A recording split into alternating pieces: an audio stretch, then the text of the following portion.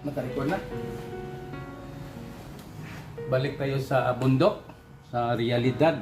Pero magdala ako ng fishing rod and reel. Yeah. Halik muna ako sa ano ko. Bali ha. Kiss. Unong lili magkada ang kiss ko. Mo upos.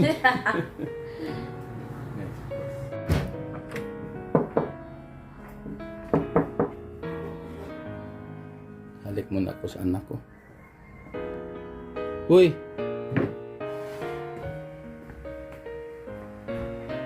Uy! Hello. Boys, bye-bye. Bilut anak. Wala tahon ti karon. Bye-bye. Bye. Marites ah. Hey, good morning guys. Tubil muna tayo.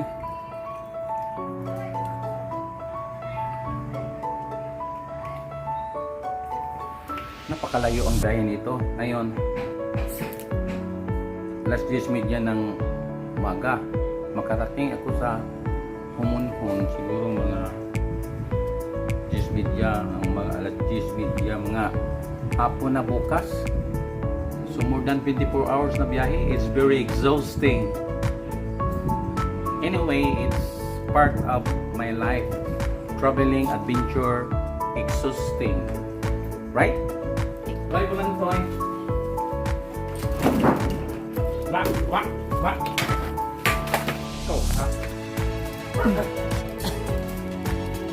Inano ko ito dahil nanguwag ni. Takmag na niya.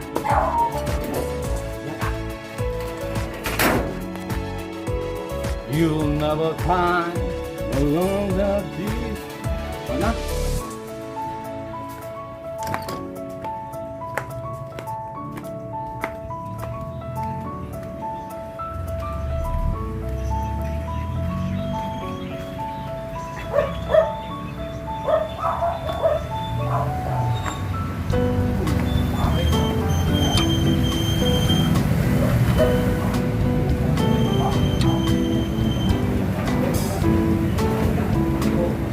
Si Mrs. hindi na marunong mag-drive, maghatid sa akin sa terminal.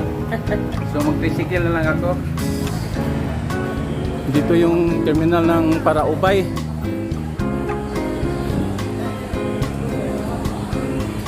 Ubay ko? Ah, ari pag yun. Hagna. Asay mo larga ni, Ubay? Napay bakante? Mas tanawa ko masuot ba dito?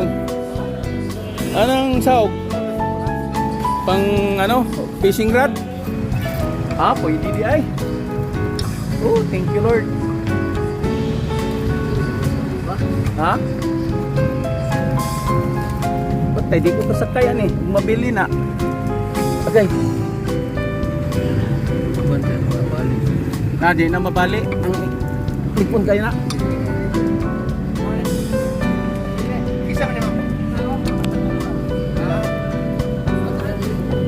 First van ride. Tatlong van ride to eh. Kapilaran po ba eh? Bato, Tacloban, Tugiwan. Bay, bull. Sa schedule nila. Dili. Ay, 2 PM. Patay. Kahabol pa ko nito. Patuloy 2 PM. Pwede pa? Alas 5 sa gabi eh. Oh, lagi hapon. Kalibag taglog. Ayan na guys, ito yung kanin, baklay, sabaw, tuyo. Kaso wala ng suka, no? Suka, sili. Ihahak ba ya? Wala kang sili. Hindi ako nabubuhay ng walang sili.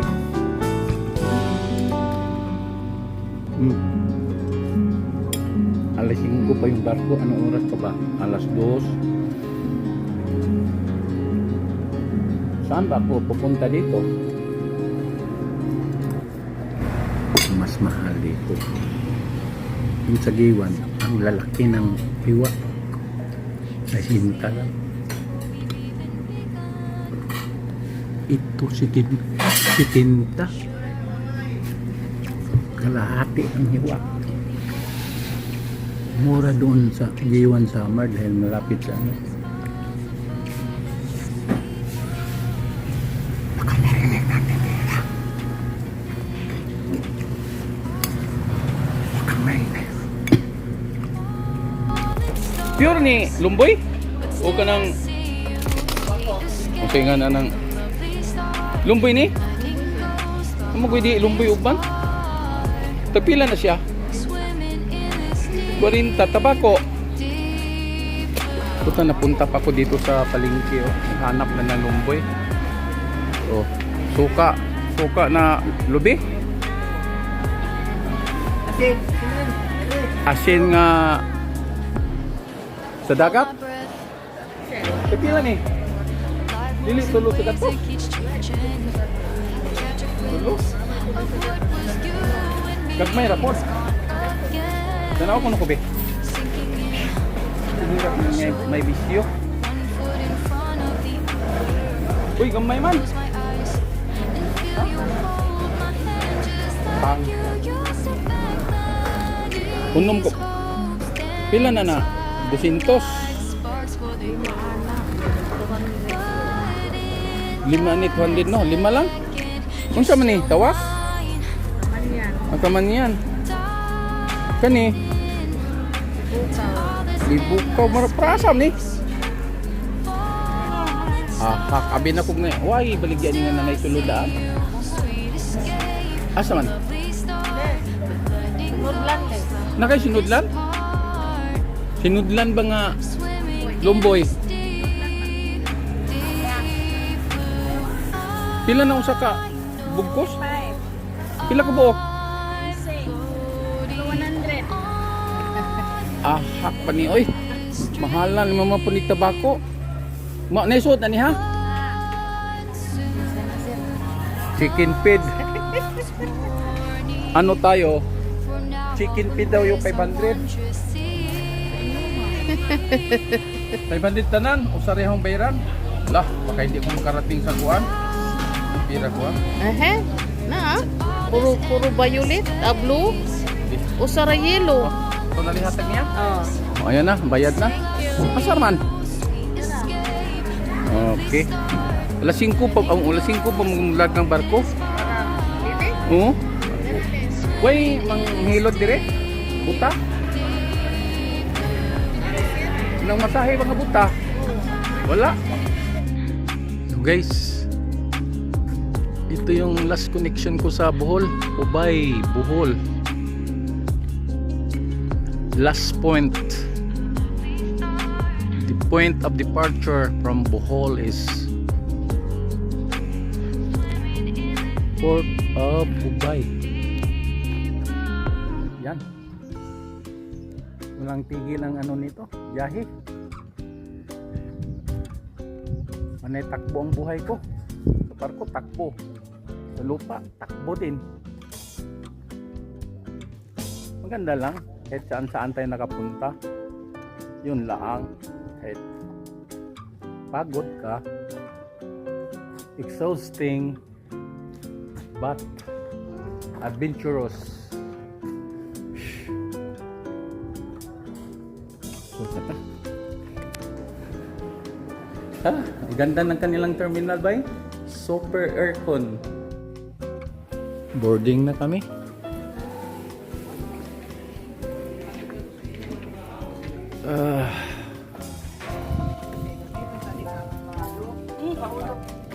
Grabe kainit. Walang katapusang biyahe. Boarding now. We are boarding now, ladies and gentlemen. Chipmate. Masulta sa kuanday. Giwan.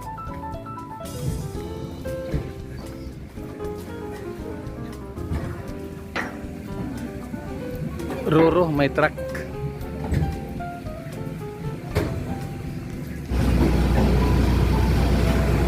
Andar namin engine.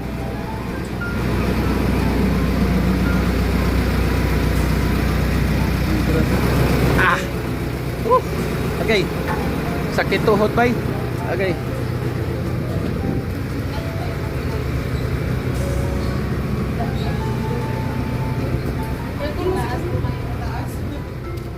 Uy, init man. Asa may aircon day?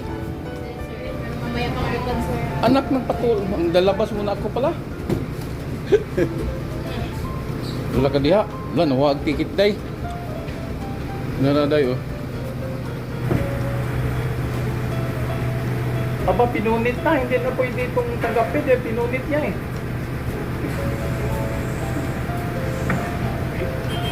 Naging putang na ako.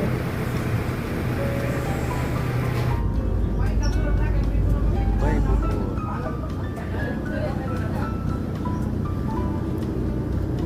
Hitman. Pero pag may time, uwi. Hindi naman tuloy-tuloy.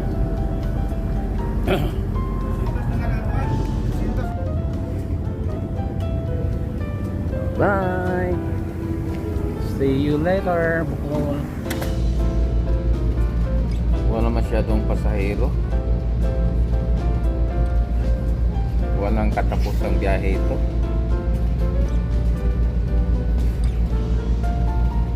Ito. Walang tao eh.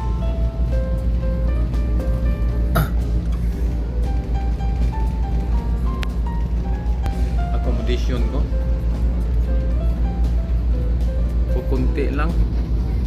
Alas 9 pa ng gabi darating ito. Buti may nakausap ko dito na truck ang